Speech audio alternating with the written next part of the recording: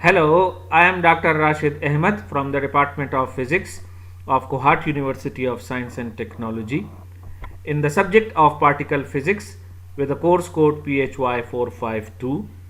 We are at the lecture number 3 and the topic is photon. Photon is the quanta of electromagnetic radiations. You can think of it as a packet of energy associated with the electromagnetic radiations. And this packet of energy is dependent on the frequency or wavelength of that particular electromagnetic radiation.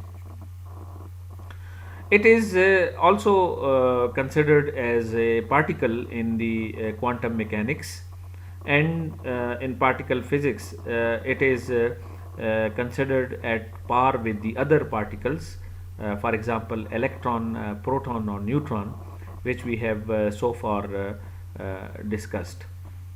In today's lecture I will explain the origin and the technical understanding of this particle as a quanta or packet of energy of electromagnetic radiations.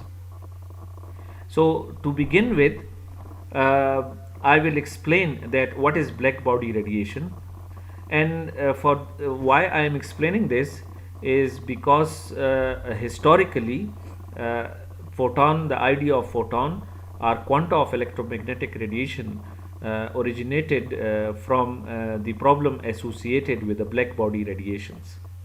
So about 1900, in 1900 there was a problem with the understanding the spectrum of black body radiations, and in order to solve this the problem, Planck made an hypothesis about photon, and he said that might be the electromagnetic radiations are discontinuous, are discrete, and they are coming in packets of energy. At that time he called them quanta, and later on Einstein proposed the name photon for that quanta. So in order to understand this whole story, we have to understand the black body radiations. So first of all, what is black body? So black body is actually a container placed in the oven or any heating object so that it can absorb heat from its environment. So you can think of a like a black box, a complete black box, and since it's a black box, so therefore it can absorb radiation coming from all sides. For example, you can imagine like this. So radiation coming from all sides are absorbed by this black body. And if we make let's say a window in one of the walls of this black body and create a cavity inside, then what will happen that since it does not reflect any radiations, it only absorbs all the radiations, so its temperature will rise, and as its temperature will rise, the temperature of the it will come into the equilibrium with the temperature of the environment. And when this equilibrium is achieved, then what will happen that no more radiation will go in the black body, and it will start emitting the radiations. That's why we call that a black body is a perfect absorber and also a perfect emitter. It means that it can absorb all the radiations, and therefore it can also emit all sorts of radiations. So in order to depict this idea, let's say this is the whole environment outside this black body. So according to second law of thermodynamics, heat cannot flow from cold body to hot body. So as long as this black body radiation's temperature is lower than the environment, the heat will flow in to it. But when we get the thermal equilibrium achieved, by this we mean that the temperature, for example, let's say call the temperature of the environment as TE, let's say call the temperature of this environment TE, and the temperature of the black body, let's say called TB. So when we achieve the thermal equilibrium, that is TE is roughly equal to TB, then no heat flows into the black body. Rather, the inward starts, that is radiation or heat in form of radiation, also comes out of the black body. So the two-way flow starts. That is, some heat going into the some radiations going into the black body, and some of them come out. So this cycle begin to start, and we see that this black body becomes a perfect heat or electromagnetic radiations absorber, and also the heat emitter. It acts in both ways at the same time. So as I said, that when this thermal equilibrium is achieved, then black body starts to emit radiations as well. And what happens, that it emits radiations of all sorts of colors. So you see over here, as I tried to show you, that these colors are actually different frequencies or wavelengths which are coming out of the black body.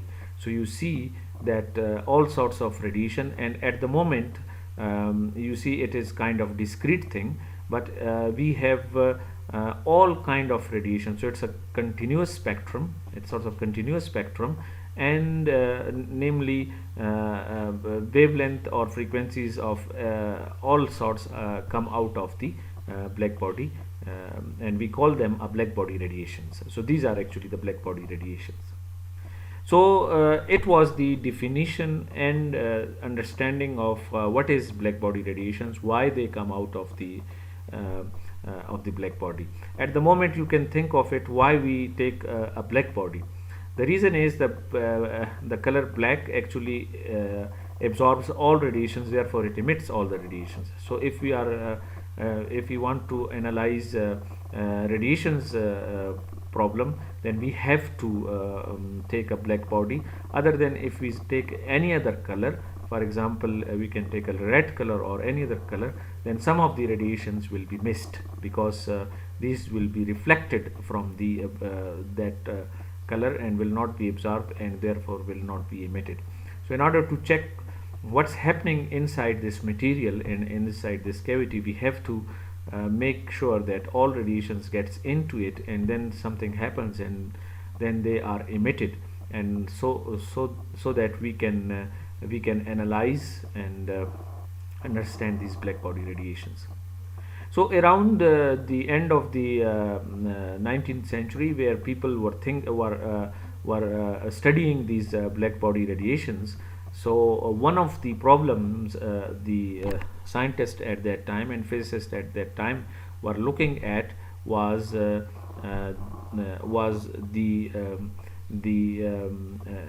distribution of radiations, distribution of energy inside the radiations.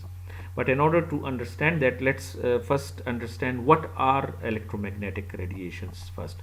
So electromagnetic radiations, as name suggests, are actually electromagnetic in nature. That is, they have electric field oscillations and magnetic field oscillations. So it is a three-dimensional problem. So we have electric component, and then we also have a magnetic component, and the wave propagate in the perpendicular direction to the electric and magnetic.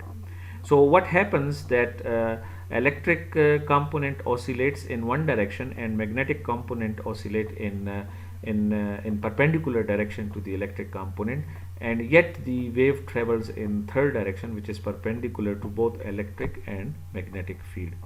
So imagine that, for example, we have a light coming to us, since it's our heat coming to us, since it's electromagnetic radiation. So how it reaches us?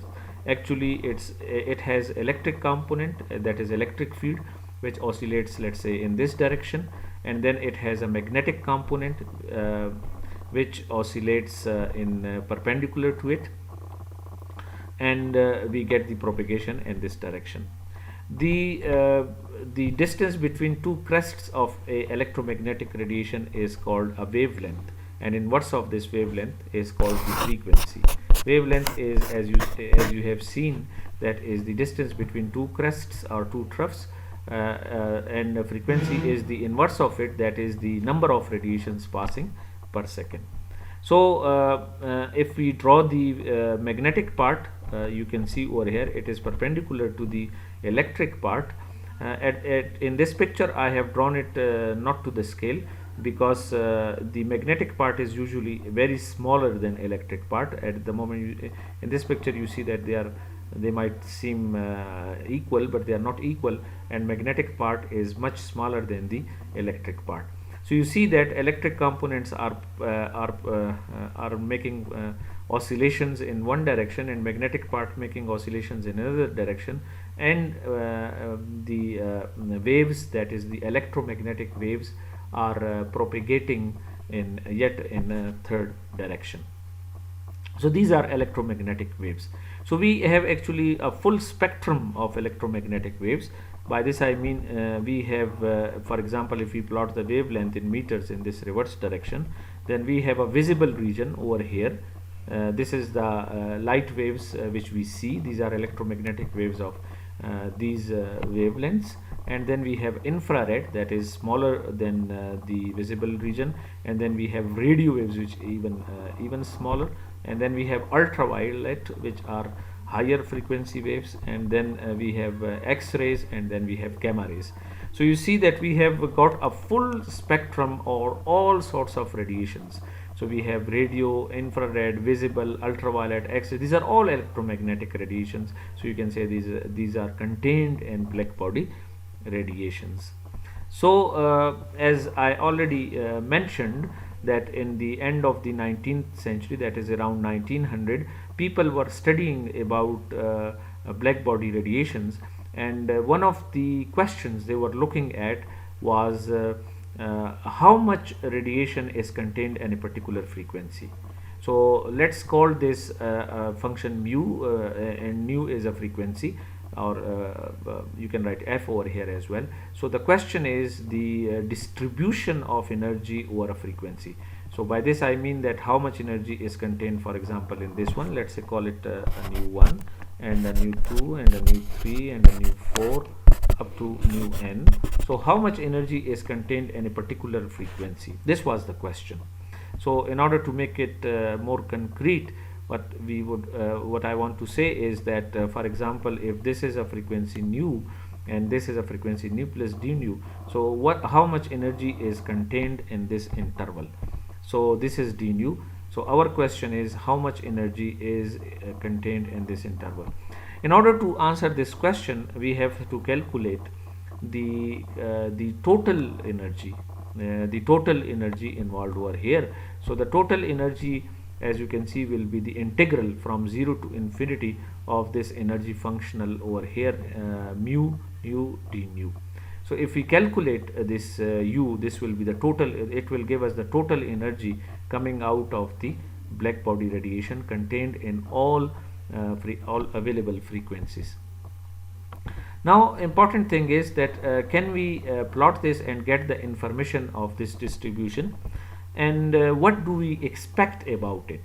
So as we know that nature is should be democratic. So we would expect that nature actually gives equal amount of energy to all frequencies. For example, it will for example, you can see this purple color. If we only restrict ourselves to the visible, just for visible region, just for the purpose of illustration. So for example, in purple color we can have some energy which should be equal to the energy contained in red color, or to the orange color, or to any other color. So our expectation about the distribution of energy among the frequencies or wavelengths would be like this. Here you can see that we have plotted this frequency over here. So this is my expectation, and it is at a particular temperature. Let's say call it is a temperature T. If we change the temperature, this line will be different over here. It is a straight line. So it is, let's say, a lower temperature. Let's say this is called a particular temperature Tp, and this is lower than it, and this is higher than it. We still have energy distribution as a straight line. So it's just a straight line, drawing a straight line over here. So so maybe the energy contained in particular frequency, for example over here, is different for different temperature, but it is constant, as you see. And here it is different for different temperatures, but it is constant. So this is our expectation, that we should expect that energy is distributed evenly in all radiations. But is it the case? Is it like nature works like this or not? In order to know this, we have to make an experiment about the black body radiation and radiations, and see if really the frequencies are distributed in this way. And if we plot this frequency on the x-axis and intensity on the y-axis for different temperature, what actually we get is these sorts of curves. So you see that the energy is not evenly distributed, but it is distributed in a very weird way. For example, for the lower frequencies, we see that there is a less energy, this intensity is less, and as we go up and increase our frequency, then we reach some peak here, which is different for different temperatures again, but the behavior is same for all temperatures. So we get a peak, and if we increase our frequency again further, then the total energy decreases. The energy distribution among the higher frequencies and lower frequencies is small, but at some particular frequencies we get the maximum energy, and so is the case for the other temperatures. So this certainly does not agree with our understanding. So it means that we are making lacking something, or we are making some mistake. So people at that time actually tried to solve this problem, and there were many attempts, but one of the notable attempts was made by Relay and Jeans, who given their own formula for the distribution of energy. And you can see this Rayleigh-Jeans formula for the distribution of energy among the frequencies is equal to 8 pi nu square by c cube kBt, where kb is actually a Planck constant of this value, 1.381 in 10⁻⁶ x per Kelvin. And if maybe this works well, but let's see if we plot this formula. And if we plot this formula, what happens that you see over here, this is what we expected. But if we plot the this is the expected curve, and if we this is the experimental curve actually. And where it goes the Rayleigh-Jeans formula? Actually, Rayleigh-Jeans formula fits very well with the lower frequencies. So it is like this. If we plot it, if we plot u r j, and it goes over here very well. But what happens after this, that it follows this straight line, and it does not come back like here. So this is a problem. First of all, it does not match with the experimental curve, this one, the blue one. And the second problem is that it goes to infinity, that is, the energy contained at higher frequencies should be infinite. That's what Rayleigh-Jeans says. And this phenomena is actually called the ultraviolet catastrophe. So this is the ultraviolet catastrophe, that is we have an infinite energy at higher frequencies, which was certainly not acceptable at that time, because it does not happen in the nature. Otherwise nature, we should not exist if this was the case.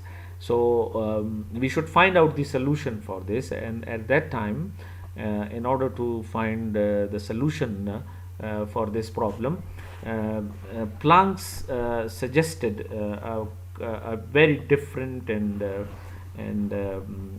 you could say the fundamental change in our understanding. He suggested that this formula, which you see over here, which is equal to mu 8 pi nu cube c 1 over e h nu kb t minus 1. So he suggested such formula, and he said that here you can see this h coming in, which is actually a Planck constant. He called it a Planck constant, and its value is 6.26 in 10 to the power minus 27 ergs per second. So this is the Planck hypothesis, and we say that energy is emitted in the form of radiations, and these radiations are actually are packets of energy, and each packet of energy is determined by the frequency. So for example, the red color packet is smaller in energy as compared to the violet color packet, or a purple color, or a green color even. So it depends upon the frequency, the energy of this. So if you now go to the experimental curve back here, and plot the Planck's formula, so you get this term, so which is completely okay. So Planck hypothesis worked, but the price we paid, or the